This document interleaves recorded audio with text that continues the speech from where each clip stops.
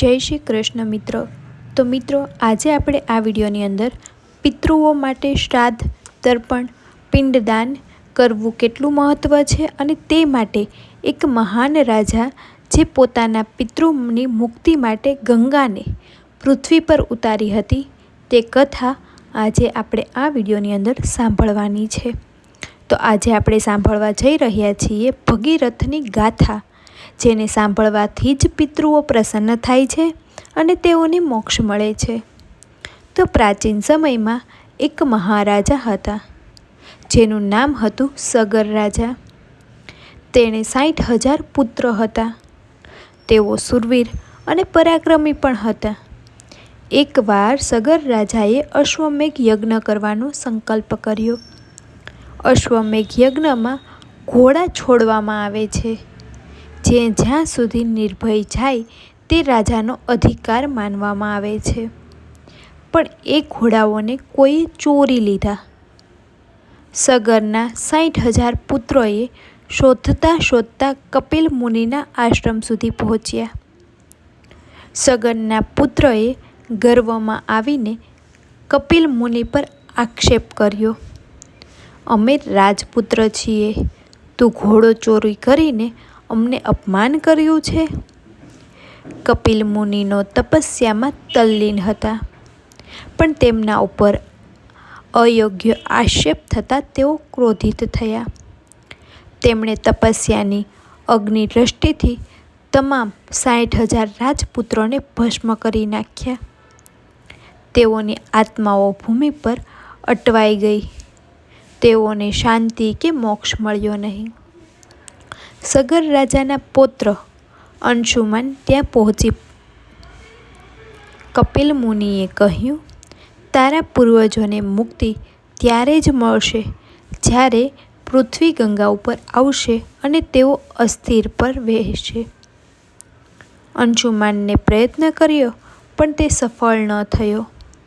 પછી તેના પુત્ર દિલીપે પણ તપસ્યા કરી, પણ તે પણ ગંગાને પૃથ્વી પર લાવી શક્યો નહીં। ત્યારે અંતે રાજા ભગીરથ આવ્યા।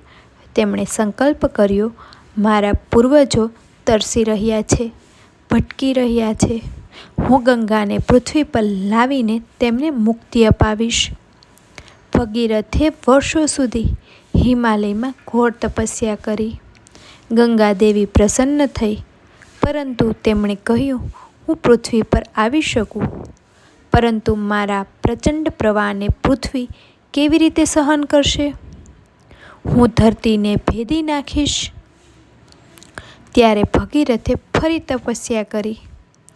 આ વખતમાં ભગવાન શંકરને પ્રસન્ન કર્યા।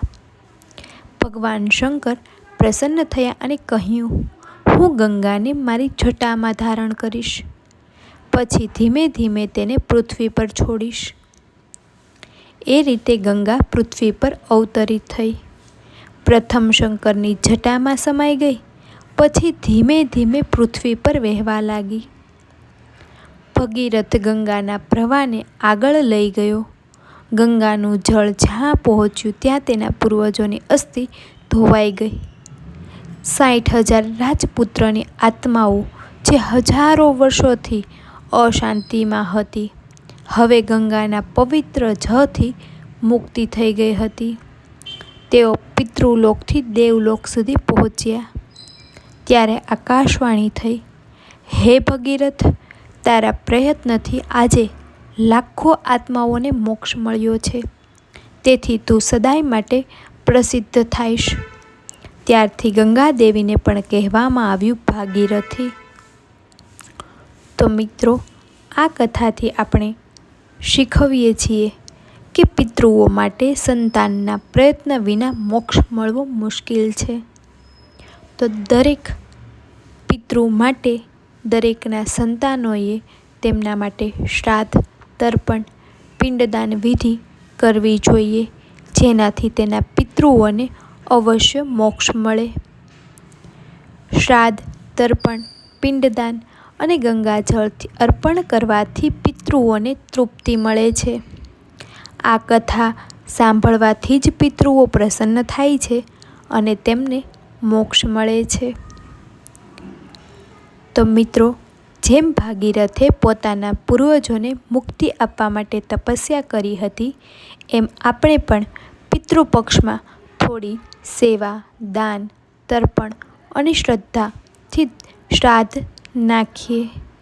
શ્રાદ્ધ નાખવાથી પણ પિતૃઓ પ્રસન્ન થાય છે અને તેઓને મોક્ષ અને તૃપ્તિ મળે છે.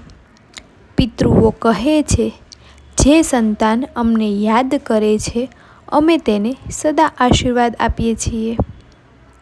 તેથી આ કથા સાંભળવાથી જ પિતૃ પ્રસન્ન થાય છે અને સંતાન પર સુખ સમૃદ્ધિ વરસાવે છે.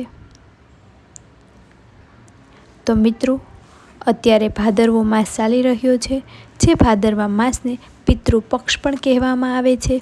તો આ દરમિયાન આપણે આપણા પૂર્વજોને, પિતૃઓને યાદ કરીને 15 દિવસ સુધી તેમના માટે શ્રાદ્ધ નાખવું જોઈએ, પારિયાણા પર દીવો કરવો જોઈએ અને પિતૃ માટેનો મંત્ર જાપ પણ કરવો જોઈએ. જે મંત્ર છે, જે આપણા સર્વ પિતૃદેવ એમાં આવી જાય, એ માટે સર્વ પિતૃદેવોભ્યય નમઃ. ઓમ સર્વ પિતૃદેવોભ્યય નમઃ. આ મંત્રનો નિત્ય દીવો કરીને મંત્ર જાપ કરવાથી પણ તમારા પિતૃદેવની તૃપ્તિ થશે અને એમના આશીર્વાદ તમારા પર હંમેશ માટે બની રહેશે. તો મિત્રો, આ ભાદરવા માસના પિતૃપક્ષમાં જ નહીં, માત્ર આખા વર્ષ દરમિયાન પણ આ મંત્રનો 11 વખત જાપ કરવો જોઈએ, જેનાથી તમારા ઘરમાં સુખ, શાંતિ, સમૃદ્ધિ પણ આવશે. તો મિત્રો, આ વિડીયો જો તમને પસંદ આવ્યો હોય તો વિડીયો લાઈક કરી દેજો અને આવી જ રીતે વાર તહેવારની પૂજા, મહિમા, વિધિ, મહત્ત્વ સાંભળવા માટે ચેનલને સબસ્ક્રાઈબ કરી દેજો. અને હા, થોડાક જ દિવસમાં આ ભાદરવા પિતૃપક્ષ માટે ગુરુડ પુરાણ પણ સાંભળવું જોઈએ અને એ માટે પણ હું વિડીયો ડેઈલી અપલોડ કરવાની છું. તો એ પણ સાંભળવાનું નહીં ભૂલતા, જેનાથી તમારા પિતૃદેવ પ્રસન્ન થશે. તો મિત્રો, આપણે પિતૃદેવ માટે આખું વરસ કાંઈ ન કરીએ તો પણ ચાલશે, પણ આ 15 દિવસ તેમની આપણે પૂજાપાઠ નિત્ય કરવા જોઈએ. જેનાથી તમે આખું વરસ નહીં કરો તો પણ ચાલશે, પણ આ 15 દિવસ તો કરવા જ જોઈએ.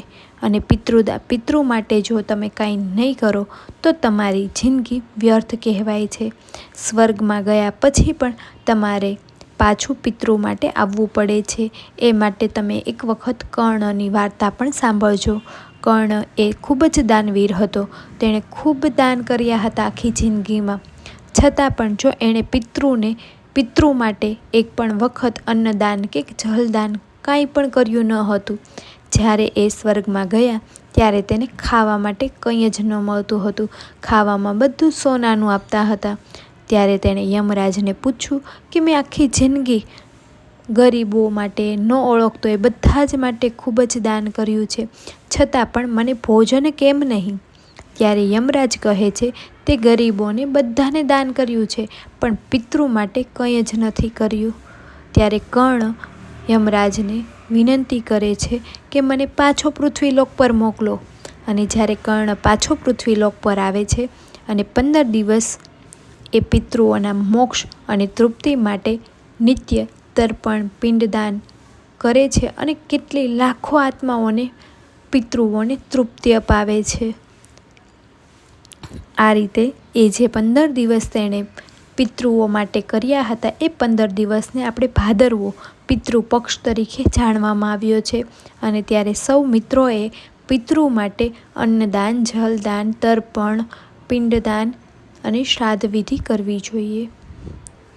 તો ચાલો મિત્રો, જો વિડીયો પસંદ આવ્યો હોય તો વિડીયો લાઈક કરી દેજો અને હા, કમેન્ટ કરવાનું નહીં ભૂલતા. કમેન્ટમાં ઓમ સર્વ પિતૃદેવોભ્યય નમઃ. ધન્યવાદ.